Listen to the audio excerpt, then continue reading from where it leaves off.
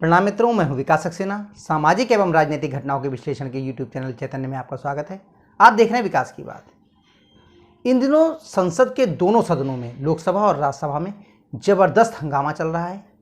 वजह यह है कि विपक्ष चाहता है कि संसद में जो नियम है 267 उसके तहत मणिपुर के मुद्दे पर बहस हो, और सत्ता पक्ष चाहता है कि ये बहस 176 के तहत, नियम 176 के तहत हो।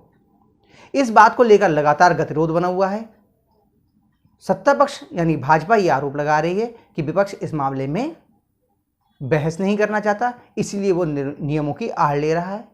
और सत्ता पक्ष के खिलाफ विपक्ष का ये आरोप है कि वो सीमित अवधि की इस पर बहस चाहते हैं, जबकि हम चाहते हैं कि इस पर विस्तार से बहस हो, इसलिए नियम 267 के तहत बहस कराई जानी चाहिए। इतना हम लोग को प्रत्यक्ष तौर पर दिख रहा है।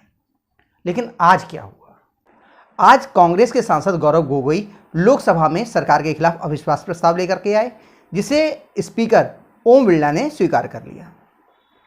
ये तय है कि ये अविश्वास प्रस्ताव बहुत आसानी से गिर जाएगा, क्योंकि मोदी के नेतृत्व वाली जो एनडीए की सरकार है उसके पास 330 से ज़्यादा सांसद हैं लोकसभा में। मैं 330 की फिगर इसलिए दे रहा हूँ क्योंकि पता नहीं बड़ा बवाल चल रहा है इस समय पे, कोई पार्टियां आ रही हैं, कोई जा रही हैं। वैसे आंकड़ा जो है वो 333 से ज़्यादा है, लेकिन मैं आपको 330 से अधिक बता रहा हूँ, जानबूझ करके 3 कम करके। और जो यूपीए का जो अब INDIA नया गठबंधन बन गया है, इसके पास में 150 से कम सांसद हैं। संख्या 148 से कम है, लेकिन मैं फिर वही कि राउंड फिगर इसलिए कर दे रहा हूँ ताकि आपको समझने में आसानी हो जाए। तो 150 से कम सांसद हैं, और लोकसभा में जिस भी पार्टी के समर्थन में 272 सांसद होंगे उसकी सरकार बन जाती है। तो ये तो बिल्कुल सुनिश्चित है, क्रिस्टल क्लियर है कि ये सरकार को कोई फर्क नहीं पड़ने वाला इस अविश्वास प्रस्ताव से। तो आम जनता के मन में ये सवाल बहुत स्वाभाविक रूप से उठ रहा है कि आखिर ये अविश्वास प्रस्ताव लाया क्यों गया।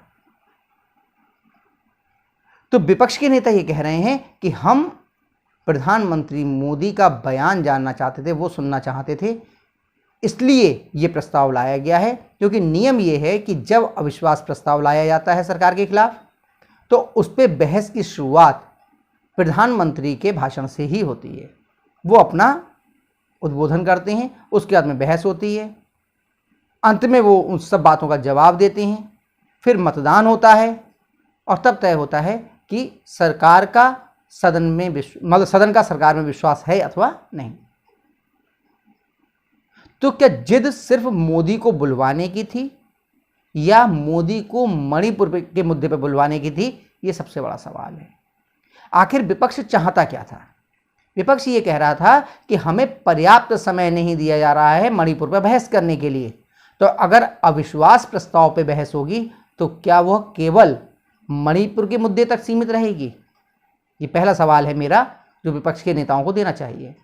दूसरा सवाल मेरा ये है कि अगर वो चाहते थे कि मणिपुर के मुद्दे पर प्रधानमंत्री मोदी बोलें, तो जब अविश्वास प्रस्ताव को लेकर वो अपना वक्तव्य संसद में दे रहे होंगे, तो क्या उन्हें इस बात पर बाध्य किया जा सकता है कि वो अपनी बात सिर्फ मणिपुर तक सीमित रखें?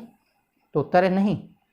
हो सकता है कि प्रधानमंत्री कल जब अपने भाषण की शुरुआत करें, या जिस दिन भी बहस हो रही हो इस मुद्दे पर, अविश्वास प्रस्ताव पर, तो सबसे पहले वो अपनी सरकार की उपलब्धियों को गिनाएं, या यूं कहें कि विपक्ष ने एक उन्हें सुनहरा अवसर दे दिया है कि वो संसद में अपनी जो कार्यकाल है पिछले 4.5 साल का, और उससे पहले पिछली सरकार का भी, उसकी पूरी खासियतें क्या उपलब्धियां हैं उसे जनता के सामने संसद के माध्यम से रख लें। उसके बाद जब वो मणिपुर पे भी, हो सकता है मणिपुर पे चर्चा करें या ना भी करें, लेकिन मुझे पूरी उम्मीद है कि वो मणिपुर पर जरूर बोलेंगे। लेकिन जब वो मणिपुर पर बोलेंगे तो वो केवल मणिपुर तक सीमित क्यों रहेंगे? क्या जिस तरह से लोकतंत्र का हरण किया गया पश्चिम बंगाल में, उस पर प्रधानमंत्री अपनी बात नहीं रखेंगे? क्या जिस तरह से दलित महिलाओं पर छत्तीसगढ़ में और राजस्थान में अत्याचार हुए हैं, उस पर प्रधानमंत्री अपनी बात नहीं रखेंगे? क्या बिहार में जिस तरीके से बेरोजगारों के ऊपर लाठियां चली, भाजपा कार्यकर्ताओं पे लाठियां चली, लोकतंत्र को वहाँ पर भी शर्मसार करने का काम किया गया, क्या उस पर प्रधानमंत्री अपनी बात नहीं रखेंगे? मैंने तीनों विपक्षी दलों के सरकारों की बात क्यों कही, ये और मैं बता दूं, स्पष्ट कर दूं, क्योंकि प्रधानमंत्री अपनी सरकारों की क्यों कहेंगे जहां पे भाजपा की सरकार है? वो तो अपनी बात में उनको कहेंगे जहां पर भाजपा की सरकार नहीं है। तो स्वाभाविक रूप से वो पश्चिम बंगाल के बारे में कहेंगे, वो छत्तीसगढ़ के बारे में कहेंगे, वो राजस्थान के बारे में कहेंगे, वो बिहार के बारे में कहेंगे। इन सरकारों को बुरी तरीके से घेरेंगे। तो क्या विपक्षी दलों ने बेहतर रणनीति बनाने के धोखे में कहीं प्रधानमंत्री के हाथ में कोई हथियार तो नहीं पकड़ा दिया? लेकिन इसका एक और पहलू है, मुझे ऐसा भी लग रहा है कहीं ऐसा तो नहीं कि कांग्रेस मणिपुर के मुद्दे पर संसद में बहस ही ना करना चाहती हो, क्योंकि संसद में जो भी बहस होगी वो सब ऑन रिकॉर्ड आ जाएगा।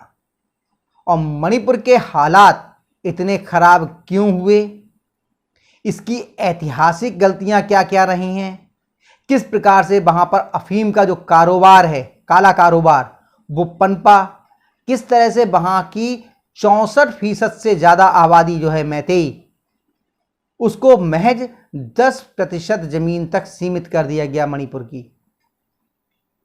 मैं आपको एक बात और बता दूं कि मणिपुर की ये समस्या, इसके वास्तविक कारण क्या हैं, इसको लेकर के एक मैं अलग से वीडियो बना रहा हूं। वो उम्मीद है आज रात तक या कल सुबह तक उसे मैं इस पर पोस्ट कर दूंगा। अगर आप इसके बारे में जानना चाहते हैं बहुत आसान शब्दों में, तो आप उसे देख सकते हैं। तो हाँ, मैं ये कह रहा था कि मणिपुर की समस्या को अगर उन्होंने बताना शुरू किया तो कहीं कांग्रेस की मुसीबतें और ना बढ़ जाएं, क्योंकि सरकारें पूर्व में वहां पर कांग्रेस की ही रही है। केंद्र में जब सरकार थी उनकी, तो उन्होंने क्या क्या काम किए जिससे मैतेई समुदाय जो था वो आक्रोशित हो रहा था।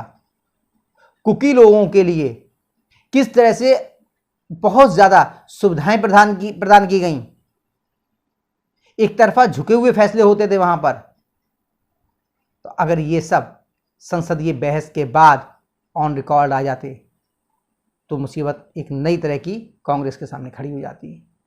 तो ये भी हो सकता है कि जो लोग बात कर रहे हैं कि हम विस्तार से इस पर चर्चा करना चाहते हैं, कभी वो कह रहे हैं कि पहले प्रधानमंत्री का एक बयान आ जाए, उनका असल मकसद मणिपुर पर बहस ना होने देना हो। मैं उल्टी बात कह रहा हूं, समझिए। वो ये चाहते हो कि संसद में मणिपुर के मसले पर बहस ही ना हो। लेकिन अब जब ये विपक्ष एक अविश्वास प्रस्ताव लेकर आया है मोदी सरकार के खिलाफ, तो एक खुला मैदान दे दिया है प्रधानमंत्री मोदी को, और वो अपनी वाक्पटुता के बारे में, अपने संप्रेषण कला के बारे में, उनकी जो योग्यता है उसको हम सब लोग बहुत अच्छी तरीके से जानते हैं। अब जब संसद में इस पर बहस होगी तो मोदी जी का वो भाषण सबके लिए सुनने लायक होगा, ये देखने लायक होगा वो किस प्रकार से अपनी उपलब्धियों को बताते हैं, अन्य राज्यों की विफलता जो कानून व्यवस्था की उस पर किस तरह से अपनी बात रखते हैं, और मणिपुर के जो मामला है, जो हिंसा है, उस पर वो अपनी क्या बात करते हैं। तो देखते हैं, मालूम चल जाएगा कि विपक्ष का असल उद्देश्य क्या था। लेकिन आज इस हरकत के बाद जो उन्होंने अविश्वास प्रस्ताव लाए हैं, ऐसा नहीं है पहली बार अविश्वास प्रस्ताव नहीं आए, ये भी बात सही है, लेकिन इतनी गंभीर परिस्थितियों में इतने गंभीर मुद्दा देश के सामने होने के बावजूद आपने उस पूरी बहस को डिरेल करने की कोशिश की है, और इसका सारा का सारा इल्ज़ाम जो है वो विपक्षी दलों के ऊपर ही जाता हुआ दिख रहा है।